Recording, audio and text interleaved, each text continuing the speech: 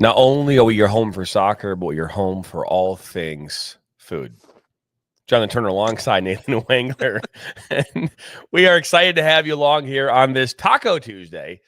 That's right, Taco Tuesday. Last week, I think it was Carne Asada Tuesday, according to Peter. But either way, it is Tuesday, and you are watching Inside the Game here on the National Soccer Network. Again, Jonathan Turner alongside Nathan Wangler. And I know I cut the show short yesterday. Mondays for me, Nathan, are the worst days. I mean, they're the best days, but they are the worst days, right? Because if I'm not in meetings, I'm in meetings, right? I mean, it's really that simple. I mean, we've got sales meetings, marketing meetings. I got follow-up meetings. I've got business meetings, partner meetings, meetings with meetings. And then I take a breather and I have a lunch meeting, and then I got a dinner meeting, and then I got another meeting, a Zoom meeting, a Google Meet meeting, a text meeting. It's Meeting Monday. We should just start. No longer is it Margarita Mondays. It is officially called the Meeting Mondays, and it's every Monday for me. And I forgot production meetings in there too. So it's a lot of meetings, and they go all day long and they never end. So yeah, that's why I had to leave early, slightly yesterday. And to be fair, I might have to do that moving forward. That's fair. But nonetheless, it is Tuesday. I leave for San Diego. San Diegoites? San Diegoites? What do you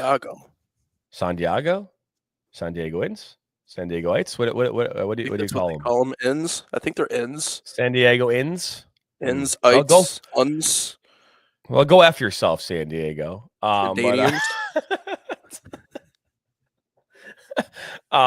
a little tip of the hat there to Anchorman, right? But I leave for San Diego here, and roughly about 48 hours from now, I'll be on a plane making my way. I think me and you were just talking about maybe you can do a solo run here on Thursday in the morning, see how that might roll. We'll talk about that. But again, I do plan on doing a show with you on Friday morning, so you might steal the thunder for one day, but not for both.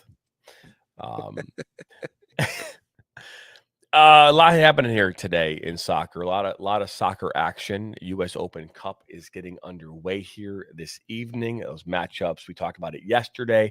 If you want a full list of those matchups, you know where you can go? Where can you go, Nathan, to get those full list of matchups? What do you think? The National Soccer Network. That's got right, it, friend. Right on the National Soccer Network. It's on the homepage. We have given it national attention on the National Soccer Network, and all you got to do is just head over there and click on the U.S. Open Cup right there on the homepage. It's right there. Posted that article this morning. So go ahead, take a look to your heart's delight. And but that's a lot of action. A lot of action here this weekend. So this week in regards to U.S. Open Cup.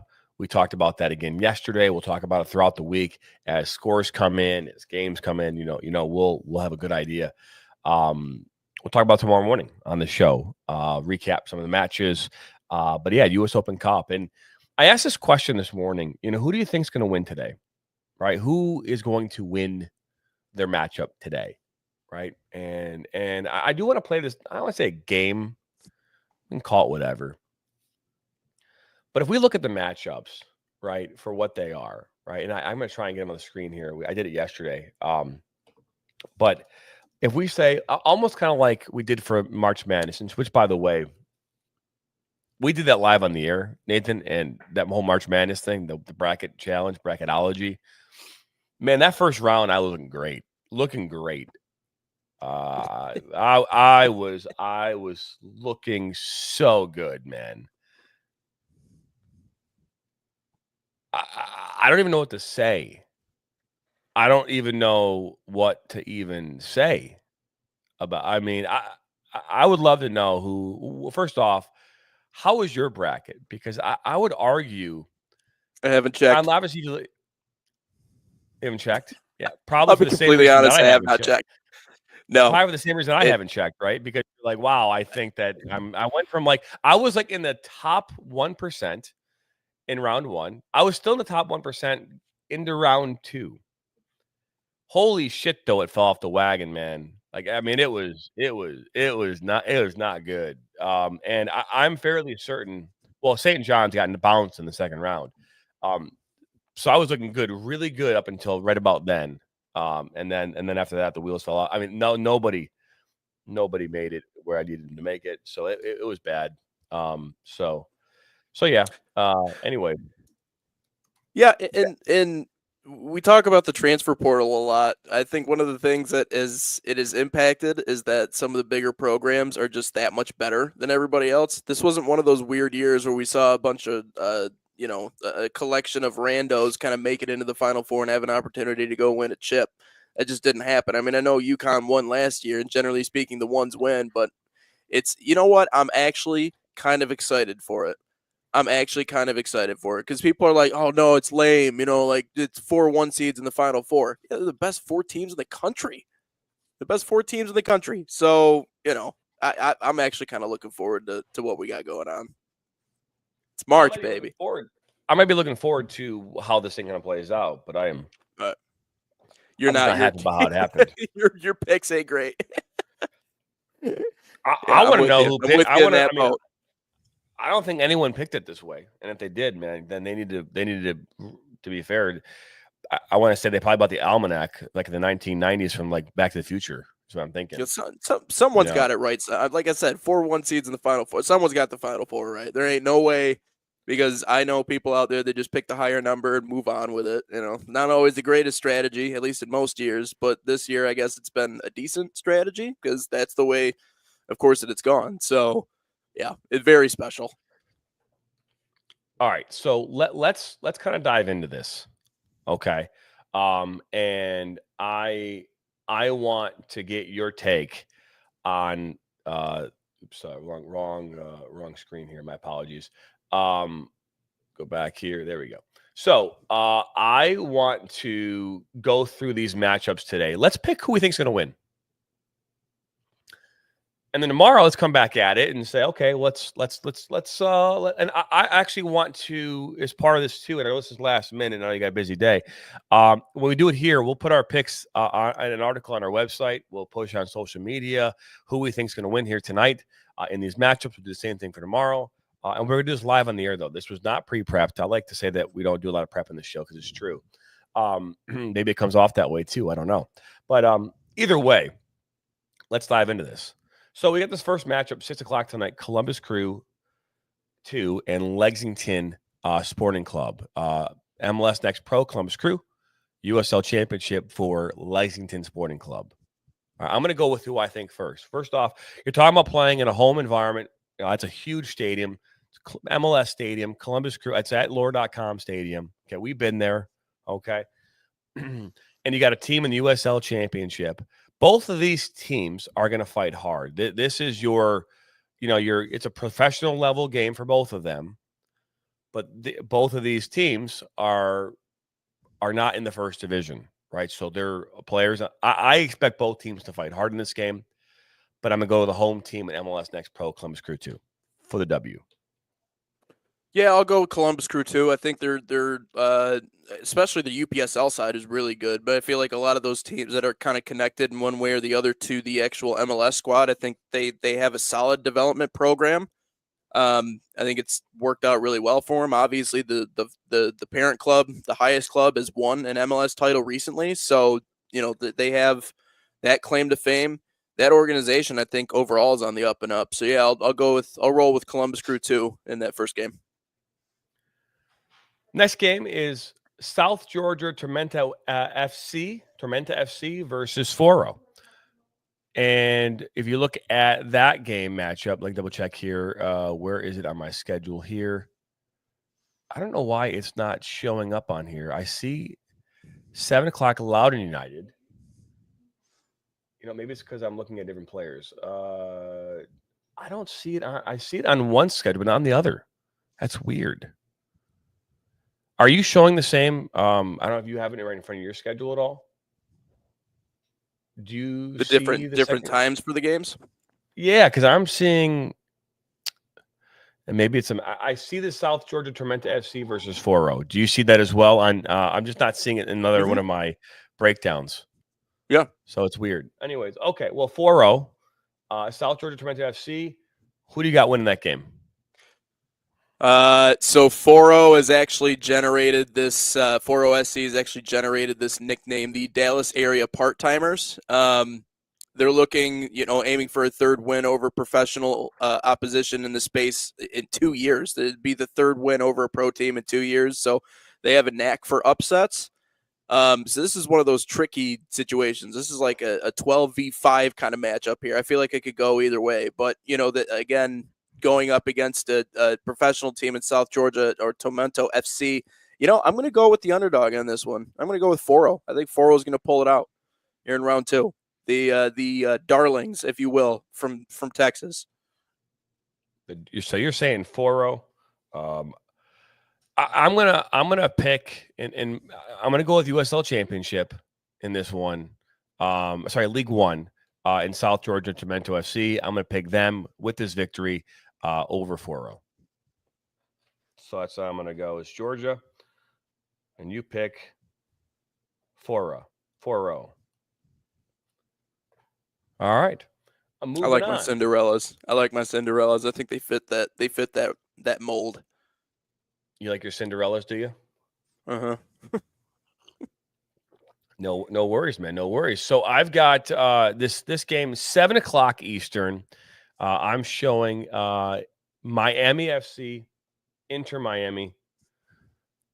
That game is USL Championship versus MLS Next Pro, the Battle of the Miamis. Yeah, I didn't even talk about this yesterday. I talked about Chattanooga. I forgot. I can't believe I actually left out Miami. It's the same exact story, right? It's the battle between the two leagues. It's the battle for the city. If you're a soccer fan in the United States, these should be the games that you're watching because these are the two best leagues that we have in our country right now, and they're going face to face in this tournament. And I understand they might play friendlies against each other, but it's a little bit different when you're in this tournament type of play and you're talking about winning a title. So Miami FC, Inter Miami 2.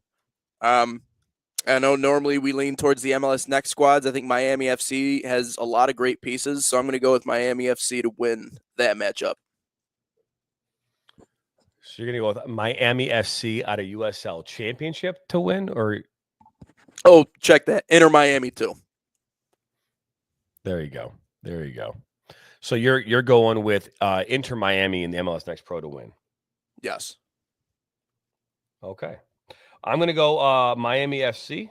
This is fun because I'm picking against you now. I like this. Okay. Let's take a look here now. 7:30 p.m. kickoff. Charlotte Independence in USL League One versus the Carolina Core FC in the MLS Next Pro. This game is in Mecklenburg County Sportsplex in Matthews. That's a mouthful. Mecklenburg County Sportsplex.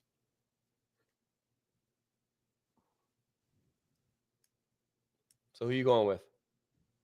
I'll go with the Independents. I'll be honest, I haven't looked as heavily into this one,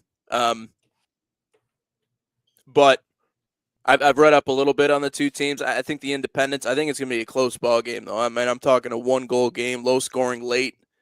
So I'll go with the Independents in this matchup. All right, so you say Independence. I'm gonna go with you on this one. Independence. So I'll go the same.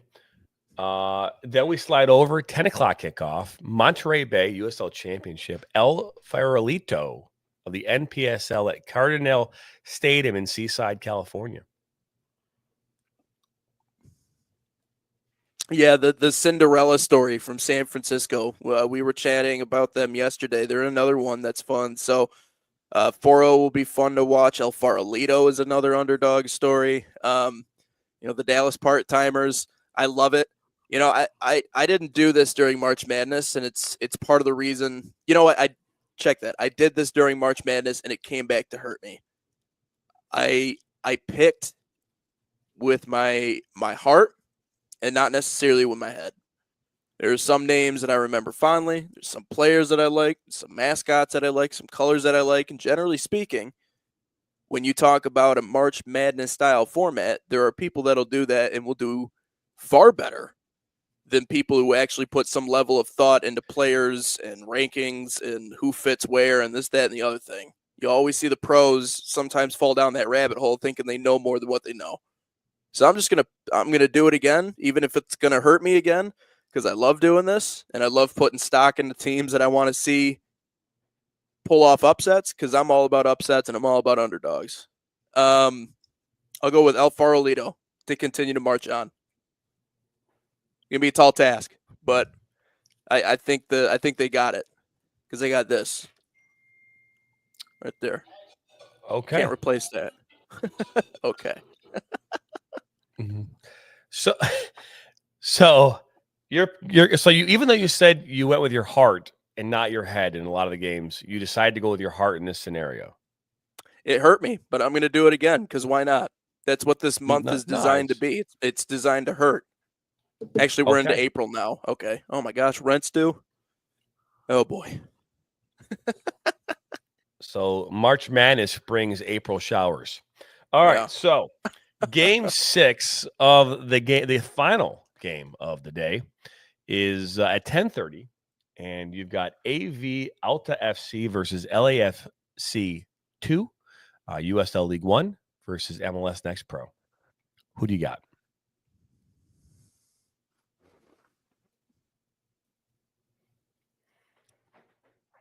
I'll take AV Alta FC. Wow. Okay. Wow. Do you think the AV stands for audiovisual or no? Do you think it stands AV? Maybe. Could be. Okay, so you heard it first here. These are our picks here today. We will put these on social media sometime this morning, and get them out to the world on who we think will win tonight's match. Let's do the same thing tomorrow morning and see how me and Nathan do. Just based on what. First off, my question back to anybody who's watching this or even watching it in the post would be, I think we should do a healthy bet here. What do you think about a healthy bet? So What are you thinking? Well, I think over the course of the next 2 days, so combined, whoever has the best record has to provide a steak dinner to the person that wins. Loses, right? If you lose, you have to buy the steak dinner, and it's not like this. It could be like Texas Roadhouse. It doesn't be something crazy. I didn't realize that a steak dinner was on the line. Can we repick? So you're wow, that's not disingenuous to the teams you picked. How about this, JT? I will bet you a firm handshake and $10. I'll give you $10 damn if you win, and we'll call it a day. If I Coffee lose and a breakfast sandwich. I don't know. They'll get you through the morning. If I lose, if I lose, well, the bet should be the loser who must wear their most hated team swag. Okay. I don't know if I have a hated team though. To be fair, see, I already got bets working. I got banners that are on the hook to be hung up behind me. If in the case that my favorite team loses, I'm already locked up in a couple of these different ones. Like I got Michigan, Ohio State next year. If they lose, I got to hang up a banner behind me. And Ohio versus everyone. I actually let one of the kids that I broadcast for pick out the banner itself that he wants hung up. In that instance, there's actually no return part of the bet. I was just so supremely confident that it won't happen. So I got that going. That's fine. Maybe I can hang up a fat head of you back behind me if that if it doesn't. If I don't win, maybe that's the bet. All right, here's the deal. If I win, I will take the handshake $10 thing. If you win, I will take you to a steak dinner, because at least we both get a steak dinner at that point. So The only reality is that it's going to have to probably be a DoorDash because you live there, I live here. So we'll have to send it. We'll get at the same time, eat it together on the air. That poor delivery driver that has to drive 2.5 hours across the state just to deliver my steak.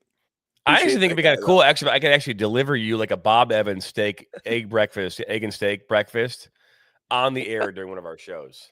Like that'd be kind of cool, right? You like go to the door and you grab your steak, your Bob Evans whatever, and right. So yeah, we have one of those weird segments where we eat on camera. Have you seen those before? I mean, the ASMR ones where they're like, there's that. God, yeah, awful. the honeycomb ones. No, but they're called mukbangs. MUCKBANG. That is what it's called. That's a whole new thing now. It's a whole new thing now. It's a weird thing. I don't get it. What is it? I don't get it. Because I start gaming, and the minute one of my buddies starts chewing anything, headset off, down, not. Let me know when you're done. What is it? What was the question? What exactly does mukbang mean? Is it? I don't know. It's probably an Urban Dictionary thing. I don't think it's actually in the English language. It might be. Let's see. Yeah, South Korean internet phenomenon. Host eats large quantities of food live or in pre-recorded videos, often interacting with their audience while doing so. The original term for mukbang is from the Korean word for eating and broadcast. Oh, so it's a combination. It's a eating broadcast. There you go. Wow. So if the soccer thing doesn't work out, we can just start eating large quantities of food on camera, and we can be the national mukbang. National mukbang network. NMN. We made a slight change in our branding. We are now NMN, not NSN. So if you want to advertise with us, we promote unhealthy eating habits if you want to promote with us. So yeah, we could change our name to like Inside the Bowl or On the Plate, Or yep. Rebrand, On the Plate podcast, a deep look into the delicacies of eating in a very loud and obnoxious way. Almost like I do now when I'm talking to someone on the phone. Yeah. When I'm eating. We could do challenges too. I've eaten a 5,000 calorie burger before. I've done it. I've accomplished that. Yep. Or you want to do the one chip challenge, anyone? I've seen that one. Steve Best, man. Woo! Did you? That was the one you showed on Throwback Thursday once upon a time, wasn't it? Yeah, I remember that. Yeah, I think you're in the middle of you having some technical difficulties after that thing on. But probably. I've done a habanero before. You ever done a habanero? I have not done the one chip challenge, man. I do not want to, on any level, create such pain. I don't want to do that. Not on purpose. Worst part is you just have to wait until it's over. You think milk helps? Water helps? No, water actually makes it worse. Don't do that. Don't do water. Your only hope really is a carton of ice cream. But even then, you're going to end up eating the whole thing. And then it's going to come back up. And then it's even worse than it was before. So I just feel if you were going to do it, you'd have to like drink yourself into a stoop. You know what I mean? So that way, at least you're like not cognizant of what's happening. You're like, the 5 it's like run into a wall and run into a wall, knock yourself out so you don't have to feel it. Let's dive into our topic. Let's dive into our topic here today. Our topic today, we talked about it a little bit yesterday on the show. Towards the end of it, when is the right time for recruitment? Right, we've talked about the nuances of the transfer portal and college coaches and where they are in the recruitment process and where they, where their responsibility lies with the current environment of collegiate athletics. Right, we talked about that at length here a few weeks back, and. I've been, Tom Izzo was just talking about the transfer portal here a couple of days ago. He's like, we're playing our game. We're talking about transfer portals. He's like, I'm not going to cheat. I'm not going to talk to these kids prior to them announcing it. But clearly we know that coaches around the country are are having dialogue, or it's not proven, but we know that there's some kind of a dialogue happening Right. on some level with these kids in collegiate athletics. And I actually heard, I really, I think it was Jay, is it, I always say, is it Blias? Billis, right? Jay Billis? Jay Billis. Yeah, my bad. I don't know why I was saying Blias, but Billis. He was talking about, why don't they just make college athletes employees? Have them sign contracts, right, at the school. And hey, if they want to leave, there's a buyout, right? And they get paid, right? Take this whole NIL thing out of the equation and transfer portals and things like that. Just make them employees. And if they want to leave the contract, then the other school is going to buy it out like they do in the pros. He goes, why not make them all employees? And I don't know what my thought process is on that, but that would on a lot of levels change college athletics. Yeah. And at least in my perspective right now, in a whole new way. Yeah. And it would allow for, I think, the athletes just to get back to just doing what they want to do, which is just play sports, right, with the assurances of being protected. Right. At the end of the day, the transfer portal is not designed to help the coach; it's designed to help the player, right?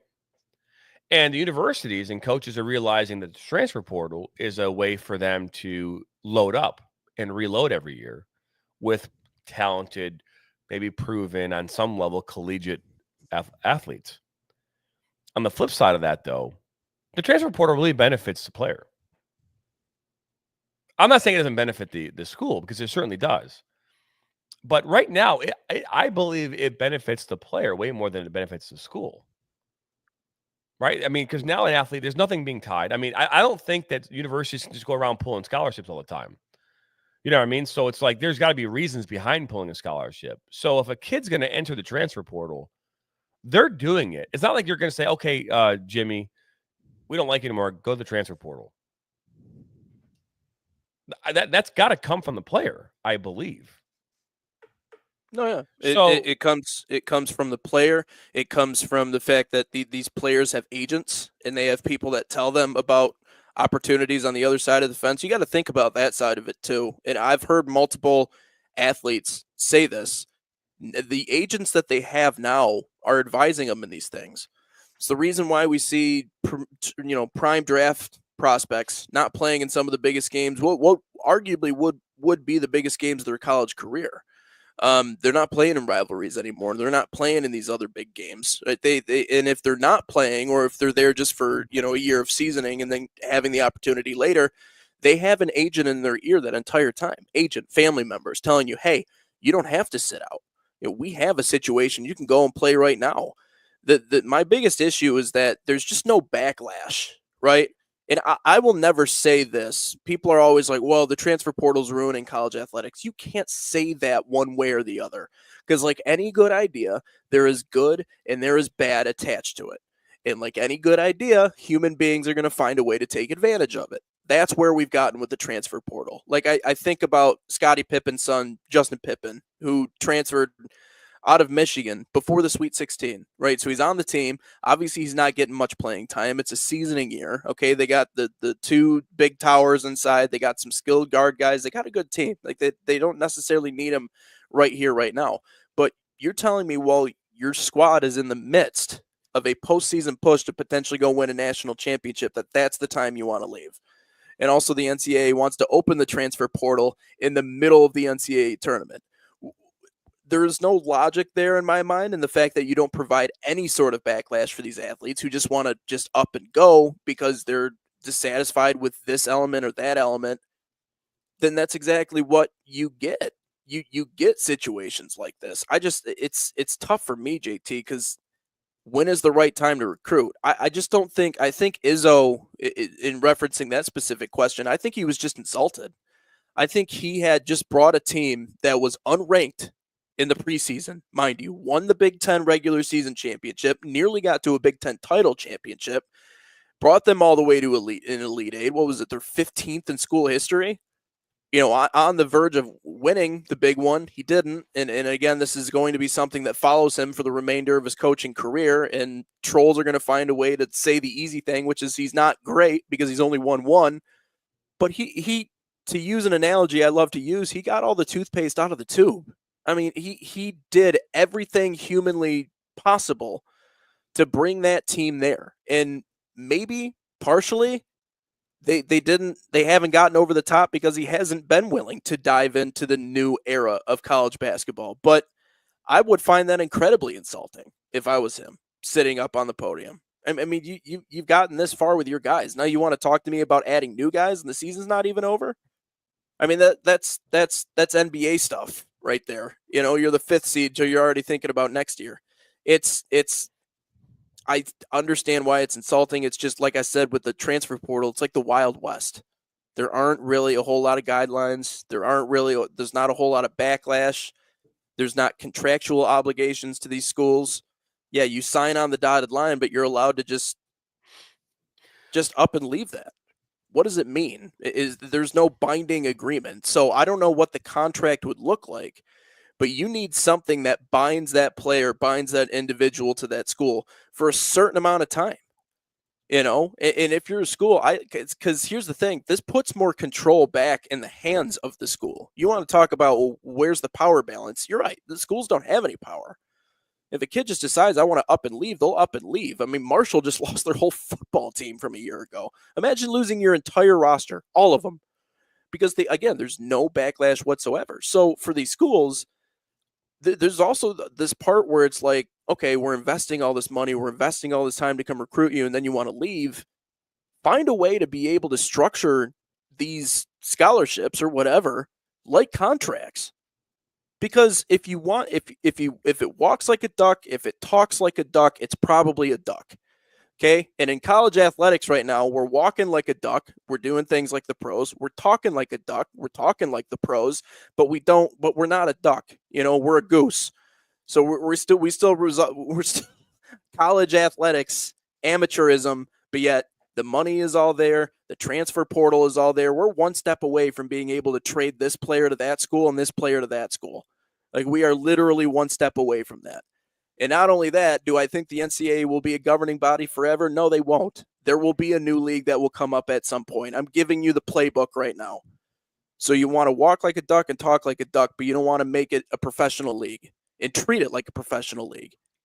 What kind of in-between middle road madness do we have going on here? Like, like I said, we just took all the shady stuff that was illegal and we just made it okay. We just made it okay. You can talk to guys in the handshake line and tell them, hey, you got a better opportunity at our school when you just won and you're advancing on to the next round. Is the focus on the team anymore? No, the focus is on that head coach trying to make sure that he has the right players to be able to get some level of consistency. And I don't blame him. You got to play the game to win the game. But when everybody starts playing the game and they start getting dirty and jumping into the transfer portal early and talking to guys on the sidelines, Tom Izzo's not going to do that because he's an OG. A lot of coaches aren't going to do that. But that's where we've gotten. There's no backlash. And I will say that. I won't say conclusively one way or the other that it's ruining college athletics. I don't think that's fair. Because I think there are kids who have gotten some great opportunities because of it. But we've entered into this space now to where, yeah, there's nothing binding. I mean, I can come to your school and make $9 million before I even take a snap and then transfer next year just because I can. Just because I can. Because the grass is always greener. So. Well, I don't know if the grass is always greener. I think that the perception of the grass is that the grass is greener. Yeah. So which leads us to this conversation about when should you start this process, right? Of recruitment, right? When is the right time, the right age, right? When should a player start saying, hey, I want to play collegiately? What does that even look like? You think about this from the standpoint of when do most athletes start to have this conversation, start to have this dialogue, start to consider their options, right? I would argue it's that 8th grade to freshman year, right? That when you're going from 8th grade to being a freshman in high school, you're typically at this point, you're 13, 14, maybe on the cusp of being 15. And this is the crucial moments, right? But we know that 8th graders right now around this country are being looked at. And granted, you can't Oh, be yeah. offered anything. We know that that's not a real thing, but we know that that's a thing. Right. Right. Right. And so knowing that there is a mythology to being recruited, there is a science to it. I've been watching this person, and we'll talk about this specific person in the coming days and weeks. I've been following him on TikTok, and we'll announce who that person is because I do want to get them on our show and have a conversation about this, because this person who was recruited in high school and got a college scholarship and played professionally was more on the smaller side. So he had some battles that he had to kind of face and overcome in order to make it to where he played and where he both professionally and collegiately. But you're talking about this at 13 years old, right? So at 13 years old, my daughter right now is 12, Zoe. She's 12 years old. So as a parent, I'm thinking about, her grades. I'm thinking about, you know, um, you know, holidays and her friends, and I'm thinking about, okay, is there a sport in there that she likes? Or my kids are not like on any level like in this very competitive, ultra competitive space of sports. So I'm not even that parent. But if I was that parent, I'd be having to have this conversation with my child right now. I think that's absurd to me. I think that at 13 years old, you're trying to tell you're asking your kid, hey, do you want to go play college soccer? Like, you want to go do that? Like, I mean, you're 5 years away from having to even consider, I'm not saying you're 5 years away from, but you're 5 years away from college. Why are we asking our children? Why are we doing this then? It seems to me, especially when you start talking about development. All right. We know that young men will develop a lot of times faster than women, right? That, I don't know if that's a scientific fact, but I think that's pretty close to it. So young boys will start to develop, and they'll start to get taller and whatever. And that not all of them develop at the same pace, but so that 13 to 15 is when you're starting to get taller, you're bigger, your voice goes from like, deeper, and all these things are happening. And while that's all happening, you're trying to navigate how to play a game when you've basically gotten 5, 6, 8 inches taller, right? You're experiencing all these different changes. So here you are at 12 or 13. You haven't gone through that yet. Now at 15, you are going through that, right? 16. I feel like we should not be even looking at children at 15, at 13, 14, 15 years old. I don't know why we're even having this conversation. And the only reason we're having this conversation is because someone one day said, well, we should definitely be looking at kids at 12. ECNL competitive starts at 13. So these kids at 13 are going into the competitive space, playing nationwide. I think MLS Next Pro or MLS Next. I think all these different, or things, they kind of start at like that. And again, I don't know if it's going to go, it's like by year, but it's like U13, right? That's when it really kind of starts. U13, U14. So you're going off to ID camps at 14 years old. You're going to go play at a college ID camp. You're going to play in these showcase tournaments at 13, 14 years old for the purpose of going to college. And I don't understand why. And they say the early bird gets the worm. Fair. Okay, there's always going to be someone that should probably get a look early, right? There's always going to be that kid that is going to push themselves, is really highly motivated, hyper focused, who wants to play at the next level and will do everything they can to do that. Great. But let's be honest. Why did colleges start creating camps in the summer that were hosted by their head coaches and their staffs? They wanted to see if there was talent coming through. And if you're a parent, what camp do you want to send your kid to every year? I want to send my kid to the Michigan State camp, the Michigan camp, the Maryland camp, North Carolina camp. Right now that you can go through and a coach can see you. Yeah, you're paying the $1,000 to stay on site or $1,500 to go to camp for that week, but you're being seen by college coaches. who can maybe say, oh, that's a good player right there. Maybe we'll bring that one back for a thing. But that's happening at like 12 and 13 where they're going to these camps and they're doing all this. I get it. I really do. I understand why parents would feel the need to put their kids in these environments and why they should start doing this. But is it the right thing? Should we be allowing our children to be thinking about going to college athletics at 13 years old and getting into this hyper-focused mentality like there? If you wonder why our kids have all this pressure on their shoulders, it's because we're putting it on their shoulders. I wasn't thinking about college until I was a sophomore. So I was 15 going on 16. Mm-hmm. I and maybe that's wrong. Maybe I'm coming from the wrong mindset. I'm coming from as a parent, though. What are we doing? If you ask yourself, we've seen more suicide attempts and suicides in college sports over the last decade than I think we've had in previous decades. I don't know the core reason. And I'm sure no one really knows the core reason. My guess is added stress and added pressure and unable to really deal with that. Right? Maybe this promise of what success could look like at college. You get there, it's a complete letdown. Don't like the environment. All that combined, comes to a head, and that happens. We've had a lot of really, really good players over the years who are part of national championship teams end their lives. Yep. Why? Is it the pressures of because their entire identity is wrapped around the sport they play? I'm not going to say that's the only reason. It's just trust me, suicide is not a one issue topic.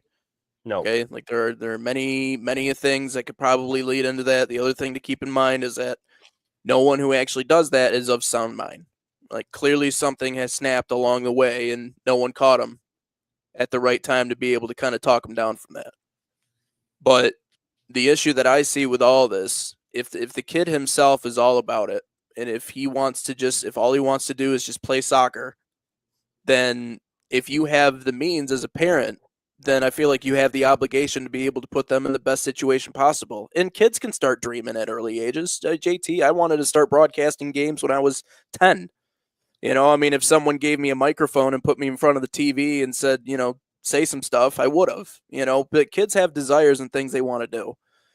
But it's also up to the adults in the room to realize exactly what it is we're talking about right now.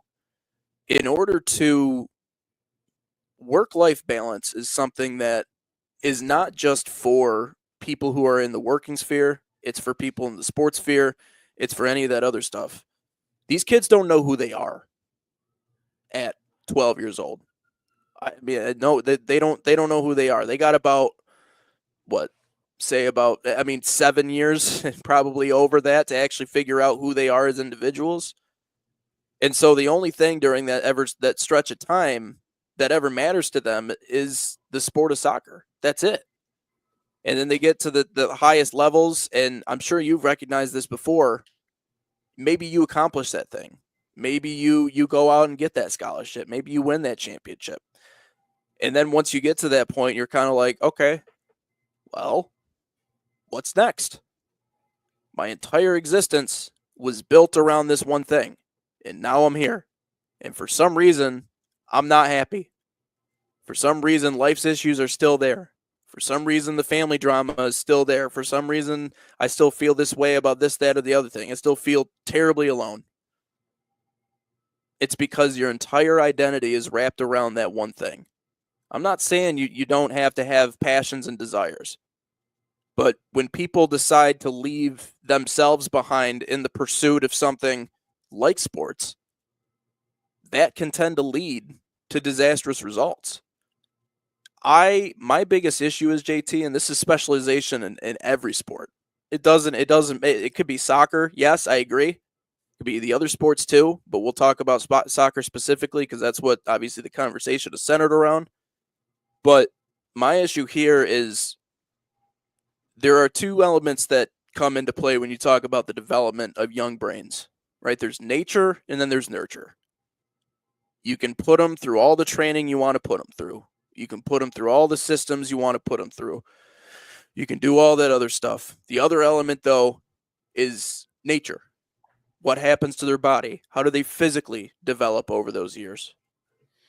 And that will change immensely, and that will impact their ability to go on and do things at the next level. Simply because you spend the money to put them in these camps or put them in these places does not guarantee that they will be playing at Division I Michigan. Okay, they might be good enough to go play for a good D3 or maybe an NAIA somewhere, or or whatever, junior college, but maybe they don't get to that highest level. Maybe they don't necessarily get to college at all. Maybe they get to high school year and they burn out their last year because they're like, this is just too much. I can't do it. I've seen that example. I have, up close and personal.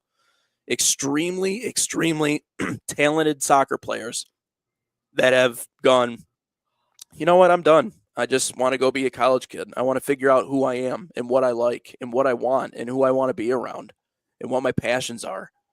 Because everything I've ever known is soccer. And I know I'm extremely talented at it, but that burnout starts to set in. And so, if the end goal is, yeah, you want to be at the highest level, that's great. But we also talked previously about the percentage of kids that actually go on to do that. And I would be more interested in not necessarily the ones in high school, because the stat is how many high school kids go on to do that. I would be curious how many kids in clubs or academies actually go on to do that. And so picture the situation where you don't go on to college, or you don't get that scholarship, or you don't get that opportunity, but yet you were in these camps at 12, 13 years old. And instead of being a kid, all you were doing was just developing and playing and developing and playing with this one goal in mind. And then you get 5, 6 years down the line and it doesn't happen. Now you start to look back at, okay, well, I sacrificed everything. I sacrificed time with friends. I sacrificed this party, this chance to go out.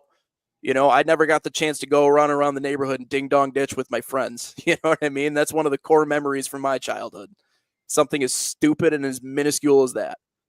But it helped me build and form those relationships that have carried me. Despite what my professional success has been. They've carried me. So the issue in America today, it really comes down to, JT, I feel like sometimes we don't let kids be kids. And that's what scares me the most. Because they don't know what to think. They don't know who they are. They don't know what to expect. And so when you fill their minds with these things, it's great opportunities, but at what cost? No, I like everything you said there, and it's true. And I think that, and as a parent, I can tell you this is that right now, the biggest thing that faces our children that I think is one of the biggest problems is this, right? And this phone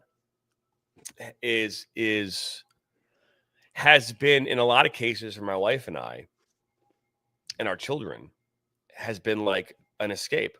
I remember very early on in our being parents, there are these moments where all day long consumed by screaming and happiness, and you're getting tired, right? So what do? You grab the iPad, you put it in front of your kid and say, go watch something on the iPad. You're at the restaurant, right? You handed the iPad, go start playing some games. And those simple games turn into, I want to watch YouTube shorts. And then it turns into, it just starts to, keep going and keep going and keep going. And now it just becomes like we're all just glued to our phones. Yep. I can't think of a time. And we as parents, Bianca and I will tell you this, we try to say, guys, put your phones away. Let's just enjoy each other. But the second we do that, it's almost like, well, now these kids don't want anything to do with us. We just force them off their phones. Right. Yeah. So it's all attitude for the entire dinner. All right, just go back to your phones. It's like, at least then they were like ignoring us. At least it was not mean. It's like, but right. So there's this technological aspect of the world we live in today that when me and you were growing up, we weren't facing. Like I wasn't facing this. Now, the thing that I would face was if someone had an Xbox or a PlayStation, whatever, like the original stuff, we'd run over and try to play those. But that wouldn't consume our entire days. It would be like, let's go play some PlayStation for a bit. And if the weather is bad, but we'd be outside playing street hockey, football, golf. I mean, we'd be out in the streets, having a good time with our friends around the neighborhood. And I'm not saying that our children aren't doing that, but to the level that they should be. They're not. And then you throw into that, well, mom and dads want their kids to be active. So what are they doing at the youngest age as they can? They're trying to get their kids into sports, try to get their kids into something and say, hey, once you're in it, you're in it. Right. My sister has my niece in a very competitive dance, and it consumes their entire life. She's 7 and she's traveling all over the country for dance. I think it's excessive, but that's their thing. That's their plan. And who am I to tell them that they shouldn't do that? Well, Right. what we know is statistically that 12 to 13 years old is when the kid who's turning into a teenager will make a decision about whether or not they want to continue on with that sport at the same level. Will they want to continue on, or will they want to go the path of hanging out with their friends? Right? There's this crossroads, right? And if you enjoy the sport enough and you love it, and it is an escape for you, you will stay on the path for sports. If it is not, you will start to veer off and go towards away from that sport and go back towards your friends and whatever. So that's when that 12, 13 is a very critical moment in sports. They say that that's the age when 13 comes. That's the age when kids just start to go, and you lose a chunk of kids from the environment of sports. Okay. Yeah. And obviously, you think about it, that's also the time that we're now talking about kids being recruited or starting the process of getting recruited. So here you are. So the quote unquote, I would say more like your not convenient, but your athlete who's there to enjoy it. They're not there for the competitive aspect. Maybe it's more the social aspect. They're good. They're not great, right? And there's this moment. Okay, well, all the kids are getting serious. I don't want to be a part of a team where everybody is serious but me. So I'm just going to step aside, right? So then all these kids who are in this competitive land want to go now and become, those collegiate athletes. So they're going to start that path, and they're going to spend the money on trainings. They're going to spend the money on personal trainer coaches, go to the gym, get working out, specialize this, specialize that, and down this path towards recruitment. But my biggest thing when it comes to this part is, what was sports intended for in the first place? Right? When I signed up our son for T-ball, I wanted him to be introduced to the sport. I wanted him to learn how to be part of a team. When he played football, the same thing, right? You want your kids to be part. My daughter, she swims. She wants to be part of a team. And to be fair, she enjoys the swimming, but I believe she enjoys the camaraderie more, right? Being a part of that team more, right? And anyone that's been part of a competitive environment, I'm not saying they don't love the sport, but there's a big component of this where they love the team they're playing with. The players, they're a part of that team. There's this camaraderie and this friendship and this thing that's hard really to describe. And when you have success on that team, it's an unbelievable, a feeling what you get when you win and be part of it. You know that because you were part of a team that won a state championship, and those men, the young men that you played with, are probably to this day still people you talk with, and you can look back and go and reminisce about what happened. And there's this thing about it, right? So there's that component to it. But what I can tell you from my children is that what they are doing, or what the sport that they are in, is not in fact their identity, as you alluded to with these players. It is not at a cellular level. But for me, soccer is at a cellular level. If you were to dig my body up in the 400 years, you would see soccer balls in the nuclei or in my DNA. You would see it. Right. You would see it because I've literally, my entire life, soccer has been part of my life. And if I left the game, and I've left the game for periods of time, I just find other ways to get involved, whether that be watching it on TV, or whether I was coaching or I was refereeing. I just found other ways, healthy ways, to still stay involved in the game in some level. Right. That is the problem. That is the problem right now, is that what we are supposed to be doing with these athletes, with these young women, young men, is getting them to fall in love with the sport. And even if they weren't playing it anymore, they still want to be a part of it in some way. If you don't, and that's if we look about that and think about that for a second, if you're a player and you walk into an environment and you're like, man, this is not what I expected, I'm going to give it all up. I'm going to give it all up. I'm going to stop playing. I'm done. And then what do you do then? Are you done completely? Are you going to go coach? Are you going to go referee? Are you going to go become a broadcaster? Like, are you just going to become a fan? Like, what happens to those players? I think it's Think hard. about that. I think it's hard, JT. I think once you finally break off that relationship of playing the game, of being around the game all the time, it's hard. I mean, I my best friend, same thing, not in the game of soccer, in the game of baseball, but it was eventually he didn't end up deciding to step away. It was one of those things where they were, I guess, in the program they were trying to trim the fat, and he had gone through some injuries and this, that, and the other thing, but it was hard for a stretch of 2-3 years for him to even turn around and watch a game, let alone go to a game, let alone be a part of that. That's the hard thing about that breakdown. That's the hard thing about leaving. And the other thing I'll add is it's tough early on because kids are so focused, a lot of them, on they don't want to disappoint. They look up to adults, they look up to people who are in places of authority, and so they want to do right by them. And so the hard thing is, I don't know, I don't know if they know how to make these decisions. I don't know if they have the mental fortitude to be able to look and make that Venn diagram and go, here are the positives, here are the negatives, here's why I should or why I shouldn't. I didn't know how to do that at 12 years old. I mean, I still have trouble making hard decisions now. I'm 28, and it still takes me a while to sit down and figure out where I want to go and what I want to do. So that's tough to do. I would hope they would come back. I would hope they would come back to the game, and I think a lot of them want to. But I think initially that shock, initially breaking up, it's like getting out of a toxic relationship.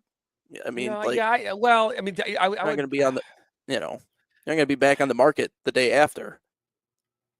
Yeah, I don't know.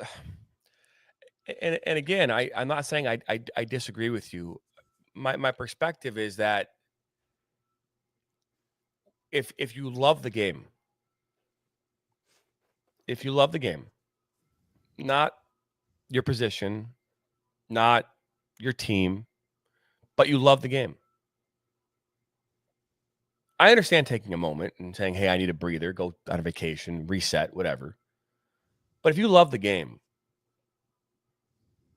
you should still be a part of it.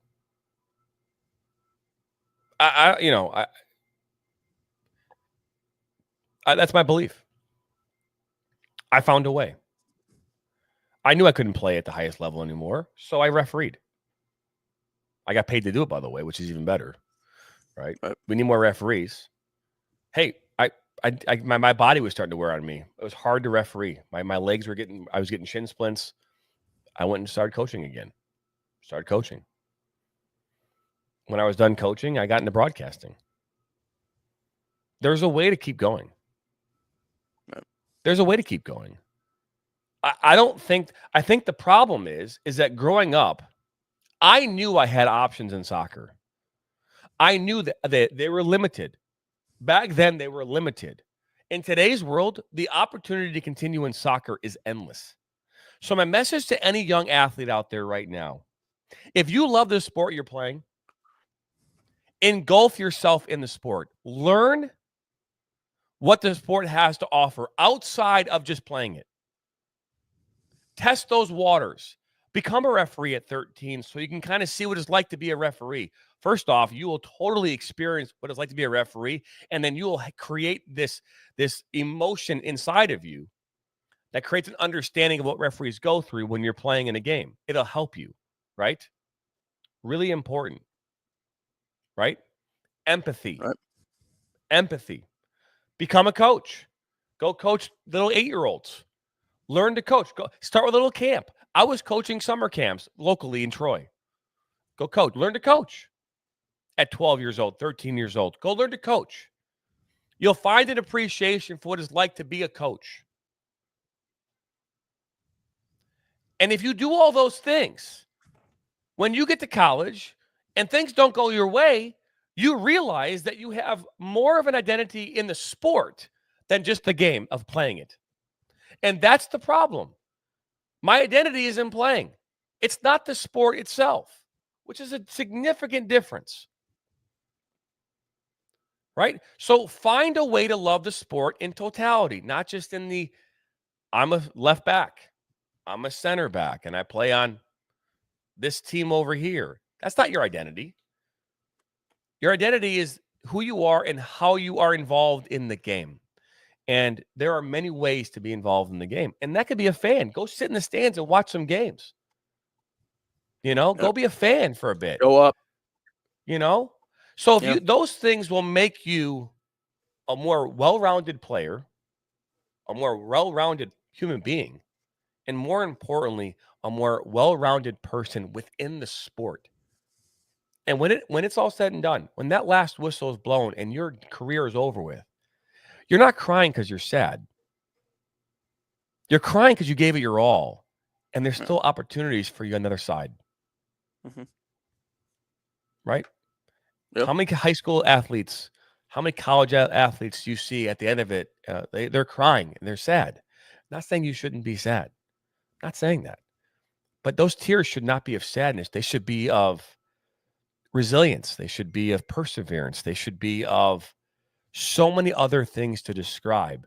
And now it's like, hey, that journey is over with, but I have a new journey on the other side. Yep. And that's just because that whistle's blown, just because you walk away from the game as a senior in college, doesn't mean you can't still be a part of it. Just find that new part, I know we talk about recruitment and young to young and all that kind of stuff. We'll continue this conversation here throughout the rest of the spring. That is a wrap here on number 55. We want to thank you for stopping by here today, tuning in to Inside the Game here on the National Soccer Network. We'll be back at it tomorrow, same time, same place, right here on the National Soccer Network. Again, live on Roku, YouTube, Twitter, and Facebook. I'm Jonathan Turner. That's Nathan Wangler. Don't forget to subscribe, like us, share with your friends and family. Head over to nationalsoccernetwork.com to learn all the information about all things soccer in this country. Don't forget our picks for U.S. Open Cup. I'll be out on social media here in about an hour, and we'll keep track of those games here tonight on YouTube. See you tomorrow. Peace.